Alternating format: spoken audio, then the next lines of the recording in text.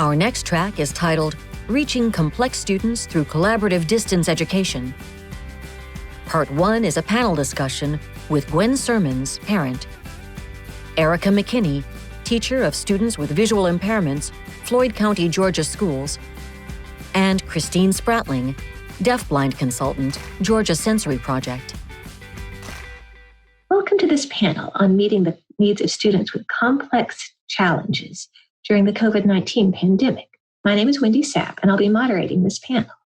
Today, we're lucky to have with us a few of the members of a team who work with Ivy, an amazing 14-year-old girl with severe multiple learning challenges. While there are over a dozen members of Ivy's team, today we only have time to hear from 3 of them. Gwen Sermons will speak first, Ivy's mother, and share her perspectives as a parent on the successes, the failures, and the challenges that they have faced over the past few months with remote learning. Then we'll hear from Erica McKinney, a teacher of students with visual impairments, who's the lead of the educational team for Ivy. Finally, we'll hear from Christine Spratling with the Georgia Sensory Assistance Project on her role as the consultant working with the team. Following all 3 presentations, we'll have a period of questions and answers for you. To get us started, I'd like to share with you a picture of Ivy. Ivy, a slight 14-year-old girl with curly dark blonde hair and closed eyelids, opens her mouth in a wide, happy grin as her hands reach out. Now we will hear from Ivy's mother, Gwen Sermons. Hi, I'm Gwen Sermons, and I want to tell you a little bit about my daughter Ivy and her team at school and our experience in the past few months under distance learning because of this pandemic. So first off, Ivy, just to give you a little background, she is deafblind and was born with anophthalmia, which means that she was born without her eyes. And she does have a little bit of hearing. It is not enough to compensate for her vision loss. She's nonverbal. She does have developmental delays, and she has several medical complications as well. So she has like feeding tubes, she has seizures, several other things. But she has this great team that is at school, and we have been rocking and rolling all school year right up until this hit March. Literally, we were at Disney the week before, and the following week, school was canceled. So we were all kind of thrown into this, as you know, without warning. So I want to talk about the obstacles, because that right now is what we've pretty much figured out is what our obstacles are, and we're finding our way as to how to get through that. Number one success is that I'm pretty confident that the one successful thing that has gone down at this point is I have not lost my mind. That may be the only thing, and the key word was yet. But the 4 obstacles that we found is one, I'm one person. So once school was canceled, I became mom, teacher, intervener, which is her one-on-one who works with her and knows about deafblindness, vision, hearing, PT, OT, speech, O&M. I became all of those people in one human being. Not to mention, I'm her nurse, her doctor, and we're doing telemedicine. I'm her private physical therapist and OT as well. Plus, I have 2 sons, a husband, and somewhere in there, I exist. That's an obstacle, and we're figuring it out. We're isolated, and not any help that can come in because she does have a compromised immune system. So it is all right now on my shoulders, and it's pretty challenging. Also, I picked up Ivy's materials from school, brought them home. I am pretty confident in knowing how to teach my child. I'm also trained as an intervener, but lo and behold, I looked at the box of materials and said, I don't know what to do with it, because I do not know the routines that Ivy is familiar with surrounding these materials and how they're used in the classroom. So that has been a challenge, which leads to what we really want to focus on is coaching parents. The third obstacle is just the Google Classroom that exists. Ivy is the poster child for kids who cannot thrive in a world through a computer. She cannot access her environment. She cannot access her education. She cannot access her people, her friends, nothing. She relies on touch.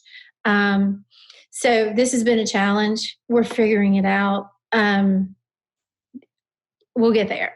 The one positive thing that we did find is the kid loves to get on FaceTime and talk to her friends. She's not verbal, but just them being able to see her and read her face, they can engage her in conversation. And I'm there to help facilitate that. Also, another big challenge that I do want to mention from a parent's perspective is that right now, and especially in the beginning, I was being inundated with just email after email after email with links to resources in the special education world and how we were going to address this from the home end. The problem with that is that every single email was geared up with links that only address the disabilities that were high functioning. If it's a child who is visually impaired with some significant developmental delays, not mentioned. Crickets are chirping. It's been pretty hard to wrap my head around that as a parent, because these emails are coming from people that I turn to for help and have for 14 years. And all of a sudden, the group of kids that they have focused on for so long and pulling into the world and making sure they're educated, they're just not even mentioning. And so for the first time ever, I've truly felt that our little tiny piece of this world with Erica, Stephanie, Wendy, and Christina, they're pretty much the only ones who see Ivy's potential and how much she has to offer this world. That's it. That's our people. That's who we have who can actually see her as important enough to bring into the conversation. And so I really struggle with that. But what has also come out of this is it has exposed some really, tricky parts that we really haven't focused on, but it's brought that into focus. And it's great because we're going to look at it, we're going to figure it out, and we're going to have an answer for it. So things that are exposed, there's a lack of curriculum for population of students like my daughter. I taught high school biology. Everyone has a curriculum. Everyone has standards that have to be met, except for this population of students. And it's wrong. There are gaps in communication right now between county offices, teachers, parents, and somewhere somebody has got to get that communication flowing. There is a need for a team approach when it comes to students with significant challenges. Collaboration and planning. Ivy's mine forever, and the school, we're seeing it. There needs to be a transparency where parents know what's going on in the inside or into those key routines, so that when they graduate, can we hit the ground running? Because we didn't with this, and I would hate to see how that plays out in transition times into adulthood. What this really has done is let me see where I, as her mom, have become complacent and stagnant and not even realized it, like in some of her communication and some of her activities. So it's really pushing me to kind of up my game again. And I'm on it. But above all, it's really exposed the need for a coaching model between the classroom and the parent, so that we know as parents those small details that exist around existing lessons and activities, so that when they're home, we provide the consistency that these students need to be successful. And I have 1,000 thoughts and ideas on that. We're working, Erica is helping to facilitate that between Stephanie and I. Stephanie is Ivy's one-on-one, who really knows those pieces at school.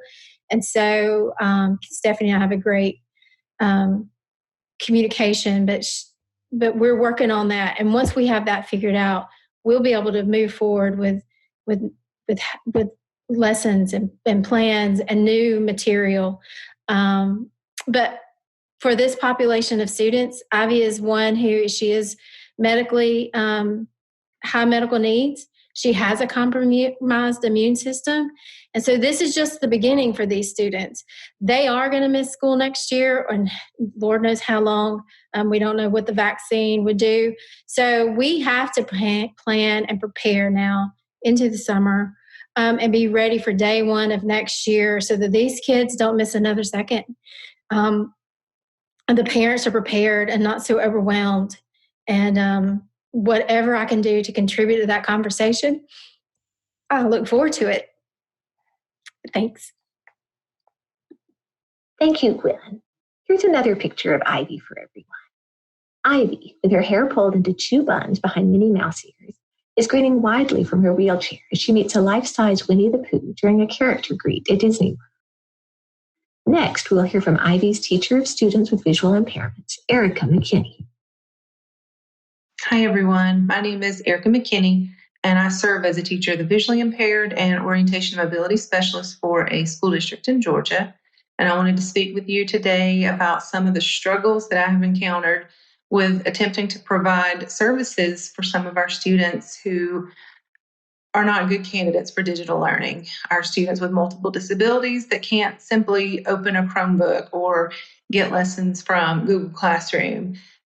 These things are not beneficial for these types of students. So there are a couple of pitfalls that I've experienced throughout this process. I think at the beginning, a lot of us received many resources that could help our students. So we shared those with parents. And I know as a parent myself, I received a lot of helpful resources that essentially clogged up my email and were not very helpful at all.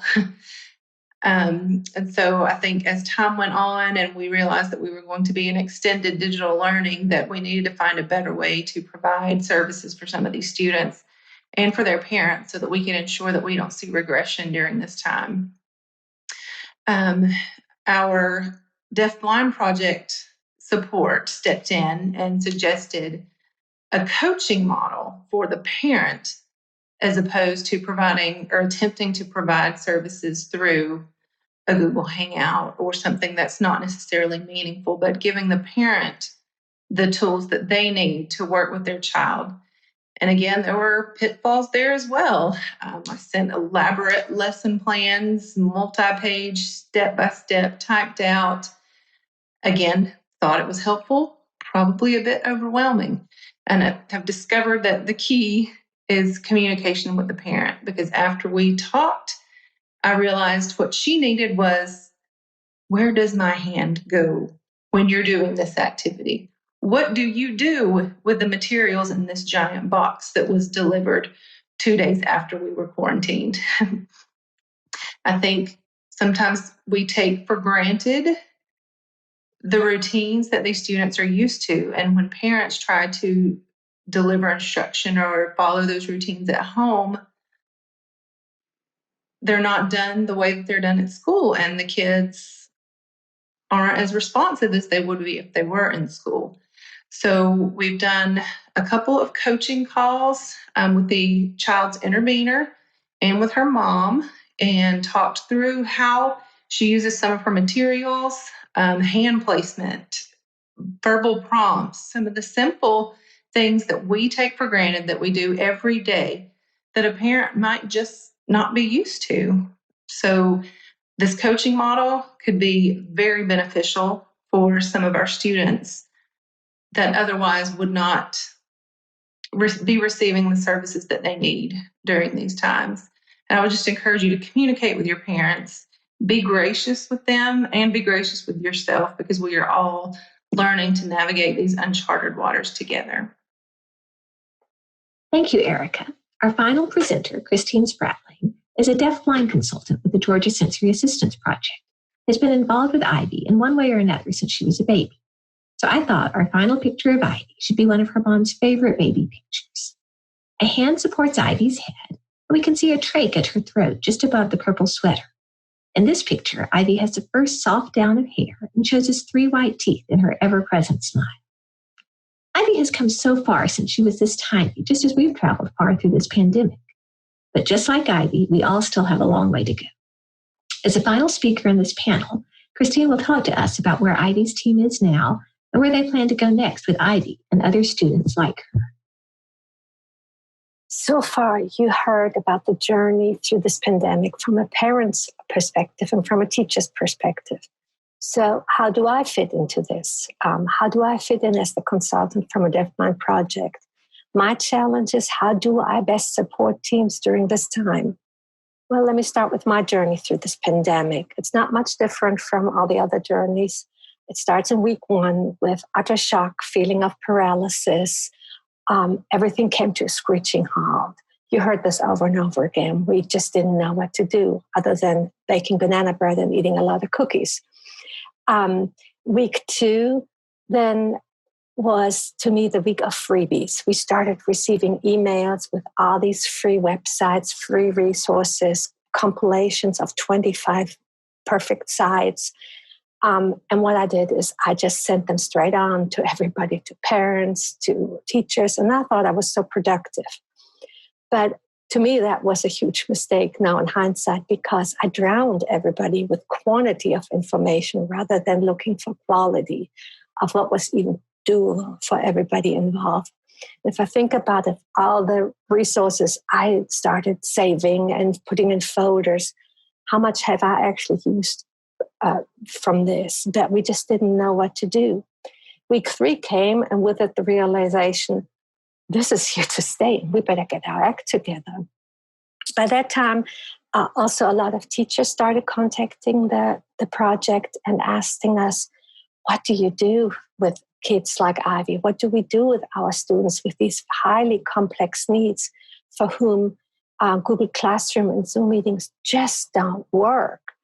So rather than giving ideas, and I didn't have all the answers, that's for sure, we started asking teachers in Georgia who are on our census and who have students with these complex needs, and just ask them, what do you do? What works for you? What doesn't work for you? Let's put all our heads together and come up with some good approaches.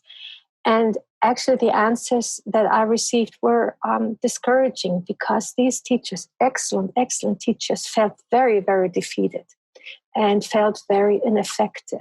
And for all the reasons you know, that there was no guidance, no materials, not even knowing where to start. And that was a realization that was hard for me to deal with, but I think everybody knows that this is what is happening. So I tried to think why that was, because these are excellent teachers. And to me, I think the biggest issue that I think has affected the situation that so many of our students are in right now is the lack of a curriculum for these kids. Or if there is one, it's usually not a very appropriate or meaningful one. There just aren't textbooks. There is no coherent format. There is no scope sequence, all these things that come with a curriculum. And very often no consistent communication method. And nothing that the teachers can really share with their parents to implement at home. They cannot say, try this worksheet. Go to page 27 and do A through Z, whatever. That just isn't in existence in our field. We have become way too departmentalized in special education, way too specialized. We're following this medical model or therapeutic model where one therapist at a time works with a child on a specific skill without communicating with other team members, using very specific assistive technology equipment or other equipment. And sometimes it takes an in-service for everybody to use this equipment appropriately and consistently. Also, another issue is that very often service providers and families use different communication systems or modes with their students, all with the best intentions. I am not blaming anyone, but what's happening is at the end, we're confusing our students And we're creating additional communication barriers and access barriers. Instead of opening doors, we're closing doors for our kids. So to me, if there's anything that this pandemic has emphasized more than ever is a need for a team approach for students like Ivy, that we just simply cannot stay in our silos. We have to work together with the whole child in mind. So what is my vision for Ivy? Where to go from here?